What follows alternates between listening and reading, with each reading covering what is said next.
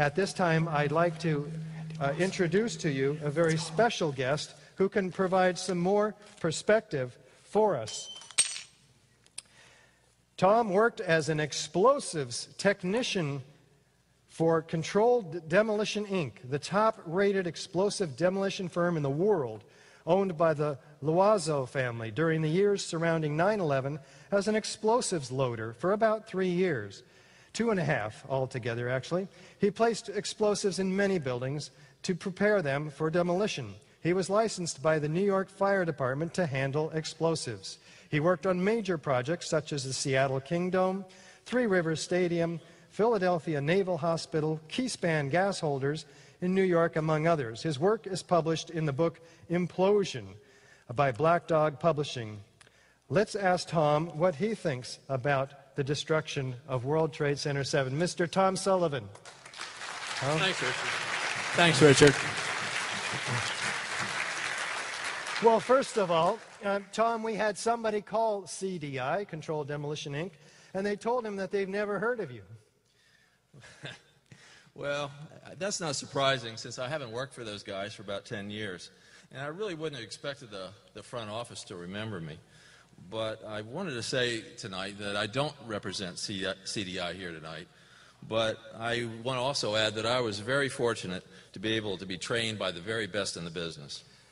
Well, is it true that anybody can go and implode a building by placing explosives throughout the building? Maybe the mafia or somebody did.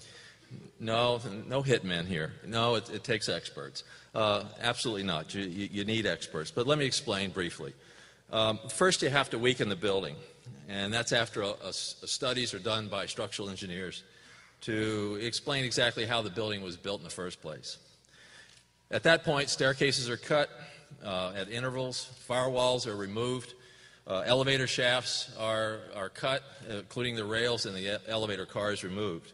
Then all the support columns on the load floors are cut with a torch, and that essentially removes about 20% of their strength. And even with all that compromising and weakening, the building is still safe to enter. We keep working in it. Film crews and camera crews come in and interview. So the story that just a few column failures can cause a synchronized global collapse, I got to tell you, well, that's just nonsense. The final step at this point would be that you load the building with RDX charges. And they have individual delays, and sometimes even 2 to 3 different delays on a given floor. So the work is very complex and precise, requiring years of experience. Well, say in Building 7, how would you get in there to load those explosives? Well, looking at the building, it wouldn't be a problem once you gained access to the elevator shafts. Then a team of expert loaders would have access to the core columns and the beams. At that point, the rest could be accomplished with just the right kinds of explosives for the job at hand. There are a lot of choices available to accomplish this. Well, speaking about loading it, you'd need to load all the floors with explosives, wouldn't you? Well, funny thing about steel frame buildings, unlike masonry buildings, you don't have to load the entire building. All you need to really do to bring this building down in a successful implosion is to load essentially the bottom 30% of the building. And for example, when I was working at CDI, we did a similar type of load plan at a building in Hartford, Connecticut. It was a CNG building. And we only loaded the bottom section of that building, and it was a perfect implosion. Well, Brent Blanchard of Protec says that you'd have detonation cord, miles of it, all over the place, and these casings left behind in the debris pile. What about that? My team would have found something. Of the thousands of photographs we have, you would have seen a piece of a blasting cap, a piece of det cord. Not one, in 5 years, not one piece of real evidence to substantiate these claims. I think maybe Brent needs to get out a little bit more here.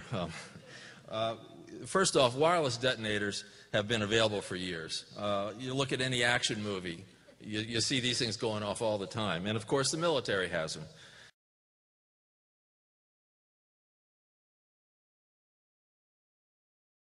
About 1.5 years ago, I interviewed Brent Blanchard with Sophia, by the way. It was a three-way conversation. So she was on the line. And I asked him, several things. First of all, I asked him, is it possible to have radio-controlled detonations in a controlled demolition? And he said, sure, that's done routinely these days. But contractors don't use them. Why? Because it's just too expensive. As far as the casings are concerned, that's kind of odd, because generally speaking in the industry, at this point in time when I was working for them, we used RDX explosive cutter charges, which essentially were copper-jacketed tubes filled with RDX. And so when they are initiated, that is, go off, there's nothing left of those charges at all. In the case of thermite cutter charges, that's also the same situation. And in 1984, thermite self-consuming charges was a patented item. So I don't understand where Brent's coming from here. Well, as somebody who does this work for a living, do you think there's any chance that fire could cause such an implosion? Never. Never. Not even possible. All right. Well, how about Ron Craig, Hollywood explosives expert? He's quoted as saying there would have been many blocks of broken windows all around the building. And Sham Sunder himself says you would have heard like a bomb going off. Well, let me take this one at a time. The key word here is controlled. Maybe Ron doesn't know that word, but that's what I mean by controlled, is that we use careful placement of charges, and they are focused and precise. We're not talking about setting off a bomb here. We're talking about a precise event of putting explosives in key areas. Plus, the amount of type of explosives can pretty well take care of any collateral damage. So you don't, this isn't a bomb going off which is going to shatter buildings and structures and windows blocks around. And with any implosion, so speaking about the second item from Sunder, there's never really a big one overwhelming explosion that you hear. But it's rather like waves of smaller explosions, kind of like a symphony of destruction, if you will, where each part of the orchestra is added to the next. These smaller waves come together, and as each floor is imploded progressively, causing the eventual implosion of the building. Well, we pretty much describe Building 7 as a symmetrical collapse, but we're criticized by those supporting the official story that no, it leaned. Well, sometimes they do, and let me explain why. It all depends on if your delay timing was maybe just a bit off, you might get a bit of a lean going, or if your blasting plan calls for that. It just all depends. After all, there's a bit of art involved with implosions. So, yes, a lean is very possible. Well, Tom, did you ever believe the official story? Not even for a second, Richard. Not even for a second. And it's been, 10 years?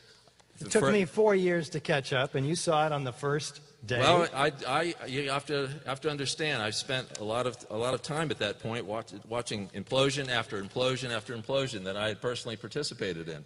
So when I saw these things happen on the TV when I was home in the Eastern Shore, I knew something was up. This was just not as what they were telling me.